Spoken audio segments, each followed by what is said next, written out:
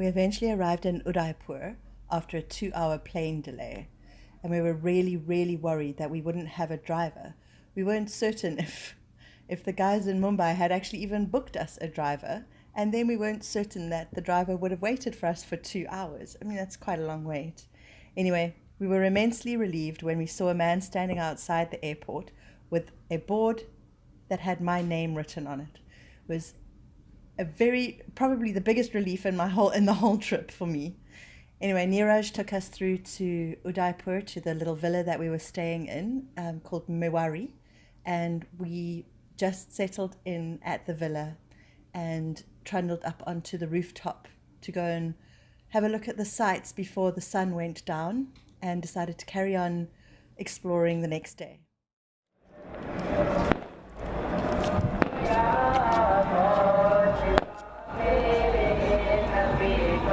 And here we have fireworks in Udaipur. Unexpected little bonus.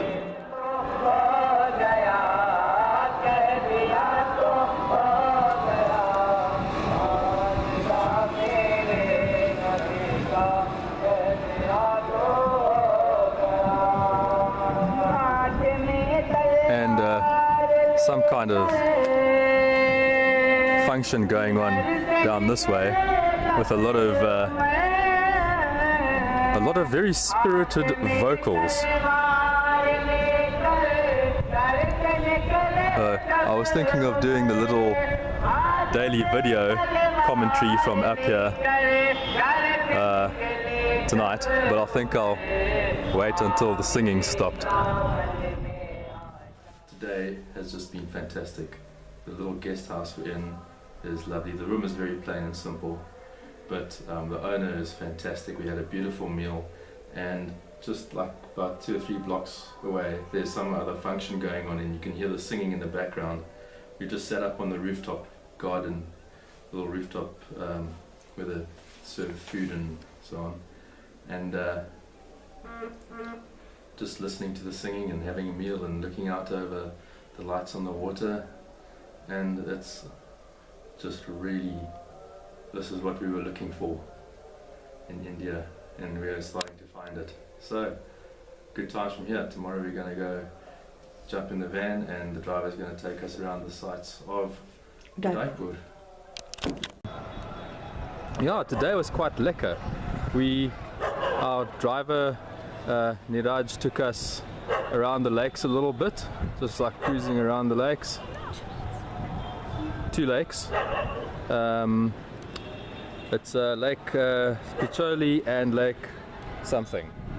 We're not very good with the second one. I think it's Sigarak or something like that.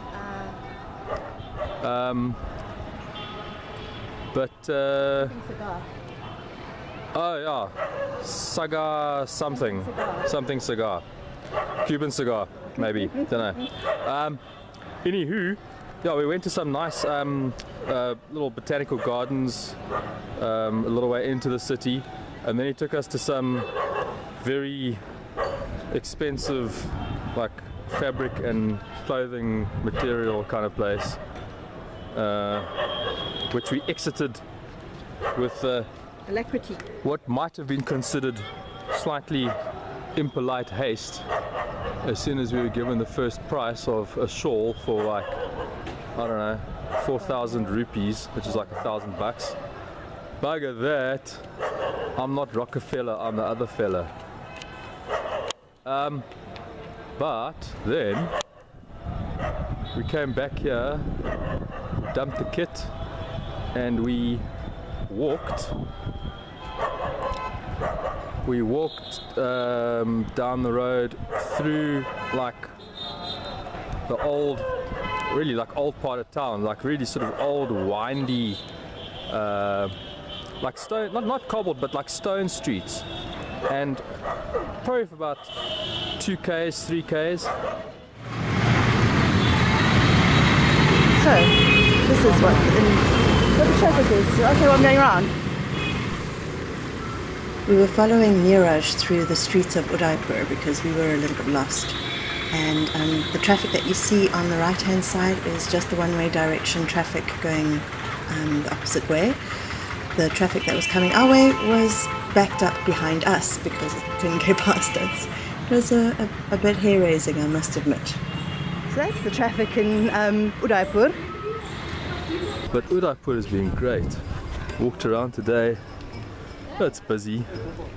And you get hassled on the street quite a lot. You know, people see you coming down the road and they just see a dollar sign.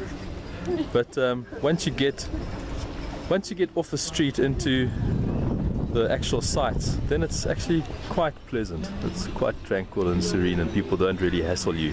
It's just going past all the shopkeepers that's a bit hectic because everybody wants you to buy their crap. Went to what they call the City Palace, of which Kim got some beautiful photos when we were on the lake cruise. And yeah, that City Palace was incredible. There's so much history in this place, and that City Palace dates back to around about the 15th century. Lots of interesting artifacts, but the most interesting thing about it was the building itself. There's not that much left. I suppose the Poms took care of most of the valuables. Ended up in the crown jewels and all of that kind of thing. Long live the Queen. And yeah, so I don't think there's that much of the antiquities as such left, but there were some on display which were interesting, suits of armor and that sort of thing. But the building itself is very, very interesting. And like each subsequent ruler who added a bit to the building tried to outdo the previous ones. So yeah, it was a very, very pleasant afternoon. We spent about 2.5 hours walking around the museum before going for the cruise. Quick little video. We are standing in the Lake Palace, or standing on the Lake Palace, which is a little island in the middle of Lake Piccola, and just been on a little cruise around the lake. And if you go back this way, that is more or less where we came from. And that's the City Palace that we went through this afternoon, of which we did not take any pictures because we were too cheapskate to pay the extra money for the privilege of taking pictures. Stole some. But yeah, we did steal some surreptitious snaps. So that's the City Palace. Jerky. Okay. Yeah, so that's the City Palace that we were at this afternoon. We walked through. Bloody huge. I think it dates back to the 16th century, and since then each subsequent ruler has just sort of added pieces on, so it is in a certain respect a little bit disjointed, but it all sort of follows the same theme, although you can see the distinct sections that were added at various times. And that white building there, I thought was the Lake Palace, but apparently that's not. Apparently we're standing on the Lake Palace, so who knows. And then going around the lake, much more. It's just like beautiful views everywhere. It's actually like, it's hell. But someone's got to do it. And yeah, just wanted to do a quick little pan around the lake because we don't have much time. But yeah, that is Lake Piccola in a rather beautiful Udaipur. And yeah, let's have one last shot of the City Palace, which some of you who are perceptive might recognize from one of Kim's paintings that she did. In fact, I'm going to show you the section that she painted. Is more or less there. Those domes there. Not much else planned for tonight. It's on our new revised budget of 2,000 rupees a day. That means that there's not going to be a lot of nighttime entertainments. So we're just going to head back and have supper at the guest house and call it quits for the evening. Yesterday was quite a cool day. Our driver picked us up and we drove out of Udaipur out into the countryside a bit, and we went to a beautiful Jain temple complex, like really just remarkable carving and workmanship, and just like a really quiet, restful place. And then we went to another temple. There was nothing going on at that temple. There was no service or no priests or monks or whatever around. Just well, it was deserted at the time, but apparently it is still in use. Then we went through to a place called Iklingji, little town called Iklingji, and we went to another temple there, and that was very much in use. And we did the whole thing. We did the little flower offering, the shoes off, the shuffling through and bowing and scraping and genuflecting and whatever, and eating coconut on your way out for some reason. I have no idea. You have to eat coconut when you leave the temple. Who knows? But that was pretty cool. I don't think I need to do one again. Done it now. Tick. And then we drove back through to Udaipur, and we went up the hill to the Monsoon Palace, which is that big white move on the top of the hill there. I think they were very nervous about being flooded, and they thought, okay, now screw this for a lark, we're going to find the highest spot and build ourselves a pos there for the monsoon. I reckon they were pretty safe. There's not that much to it. It's just the empty building, really. There's nothing inside. It's just a nice view.